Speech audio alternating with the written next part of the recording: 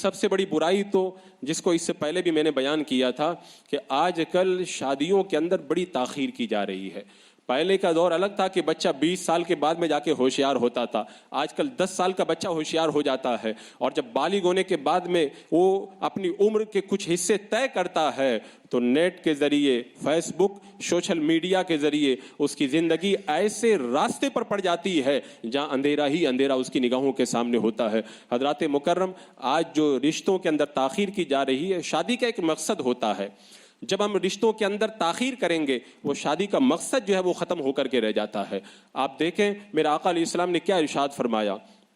فرمایا, اے نوجوانوں, اگر تم میں نکاح کرنے کی استطاعت اور طاقت ہو تو نکاح کرو, اس لیے کہ وہ نگاہوں کو جھکانے والا ہے اور تمہاری شرمگاہوں کی حفاظت کرنے والا ہے.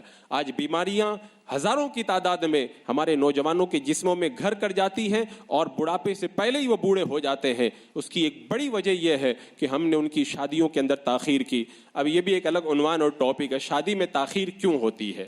بہت ساری وجوہات ہیں. کچھ لوگ کہتے ہیں ہمارا بچہ پڑھ رہا ہے. میں کہتا ہوں کیا پڑھائی اور شادی کا آپس میں کیا ٹکراؤ ہے کیا؟ بچہ پڑھ بھی لے اور شادی بھی کر لے تو اس کے اندر کیا حرج ہے؟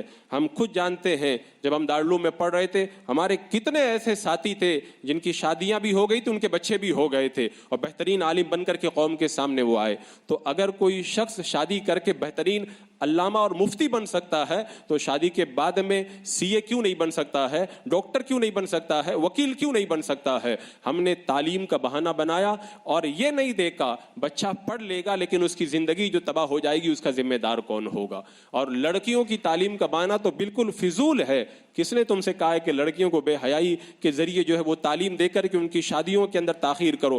آپ دیکھیں کالجوں کا حال, ہماری جو بچیاں شادی کے اندر تاخیر جن کی ہوتی ہے کالجوں میں پڑھ رہی ہے. ایک کالج کے خود مجھے ٹیچر نے بتایا کہ کالج کے اندر پڑھنے والے نوجوان اور لڑکیوں اور لڑکوں کا سروے کرو, مشکل سے چند مل جائیں گے جو ٹھیک ہے, باقی سارا معاشرہ کالج کا تباہ ہو چکا ہے. کسی کی عزت بچی ہے, کوئی محفوظ ہے, کوئی گارنٹی نہیں لے سکتا ہے. اگر 1000 کا سروے کرو گے تو انگلیوں پہ گن لو اتنے لوگ تم کو محفوظ نظر آئیں گے. یہ تعداد کم زیادہ تو ہو سکتی ہے لیکن یہ یقین کے ساتھ میں کہتا ہوں کہ کالج کے اندر بچی پڑھ رہی ہے اور وہ بڑی عمر کی ہو گئی, 20 سال کے اوپر بھی تجاوز کر گئی. اب اس کی عزتیں جو تار تار ہوتی ہیں, اس کی جوانی جو برباد ہوتی ہے, اس کے ذمہ دار کون ہے اور قیامت کے دن رب کی بارگاہ میں اس کا ذمہ کون لے گا؟ حضرات مکرم, یہ وجہ بالکل غلط ہے. دوسری جو بڑی وجہ بتائی جاتی ہے کہ ابھی تنگ دستی کا شکار ہے بچہ, پہلے سیٹل ہو جائے تب جا کر کے شادی کریں گے. میں کہتا ہوں اللہ تعالیٰ نے سیٹل ہونے کا طریقہ ہی یہی بتایا ہے. قرآن میں کیا فرمایا؟ شادی کر دو, ان یکونوا فقراء یغنیہم اللہ من فضلہ. شادی کر دو, اگر وہ غریب ہے تو اللہ تعالیٰ اس کو غنی بنا دے گا. اللہ تعالیٰ نے تو طریقہ ہی بتایا. ایک صحابی ہیں میرے آقا صلی اللہ علیہ وسلم کی بارگاہ میں آئے کہ یا رسول اللہ میں بہت تنگ دستی کا شکار ہوں. میرے آقا نے فرمایا شادی کر لو, اللہ تمہاری رزق کے اندر اضافہ فرما دے گا. اور حدیث پاک میں موجود ہے, اے لوگوں تم نکاح کے ذریعے رزق تلاش کرو. شارعین فرماتے اس کا مطلب یہ ہے کہ اچھی نیت سے نکاح کرو, اللہ تمہارے رزق کے اندر کشادگی پیدا فرما دے گا. اور جو لوگ کہتے ہیں ہم نے تو شادی کی ہماری تنگ دستی دور نہیں ہوئی, تو اس میں تمہاری اپنی کمی ہے, اس پر پھر کبھی میں گفتگو کروں گا. تو شادی کر, حضرت سیدنا صدیق اکبر رضی اللہ تعالیٰ عنہ فرماتے ہیں اللہ نے وعدہ کیا ہے نکاح کرو میں تمہیں غنی بناؤں گا, تم اپنا وعدہ پورا کرو اللہ اپنا وعدہ پورا فرما دے گا.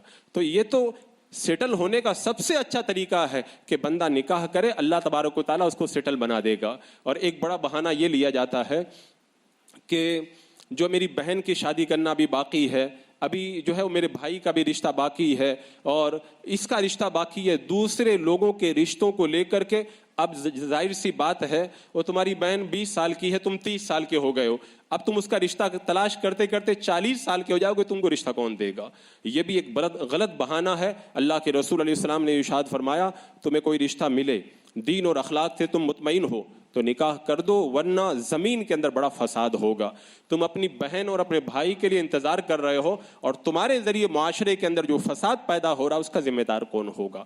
تو یہ بہانہ بھی سرے سے غلط ہے کہ مجھے اپنی بہن کی شادی کرنی, تم اپنی کرو, اللہ تعالیٰ اس کے لیے بھی کوئی راستہ پیدا فرما دے گا.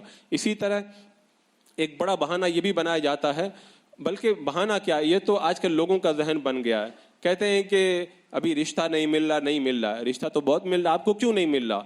اس لیے نہیں مل رہا ہے کہ آپ جو رشتہ تلاش کر رہے ہیں وہ رشتہ آپ کو زمین پہ نہیں ملے گا، آسمان پہ ڈھونڈنے کے لیے جانا پڑے گا. آپ کی جو مانگ ہے، آپ کی جو ڈیمانڈ ہے، آپ جو چاہتے ہیں، ایسے رشتے جو ہیں وہ زمین کے اندر سڑکوں پہ نہیں ملا کرتے. آپ کی ڈیمانڈ تو خوابوں والی ڈیمانڈ ہے، وہ تو خواب ہی میں آپ کو میسر آئے گی. اور آپ نے یہ نہیں دیکھا زندگی ایک بار ملتی ہے اور جوانی جب گزر جاتی ہے دوبارہ لوٹ کر کے نہیں آتی ہے. تم مالدار اور بڑے رشتے کی تلاش کے اندر اپنی زندگی اور اپنی جوانی کو تباہ کر کے رب کی بارگاہ کے اندر کیا منہ لے کر کے جاؤ گے؟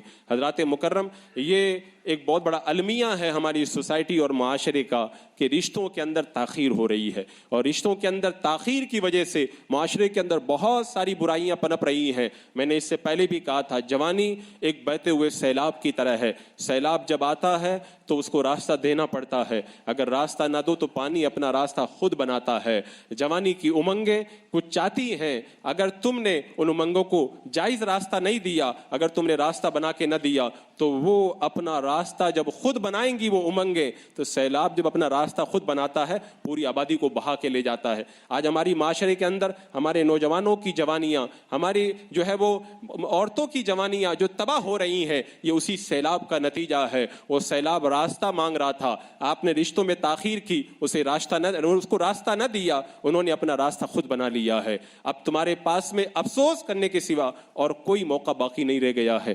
اور بھی بہت ساری وجوہات اس کی بیان کی جا سکتی ہے.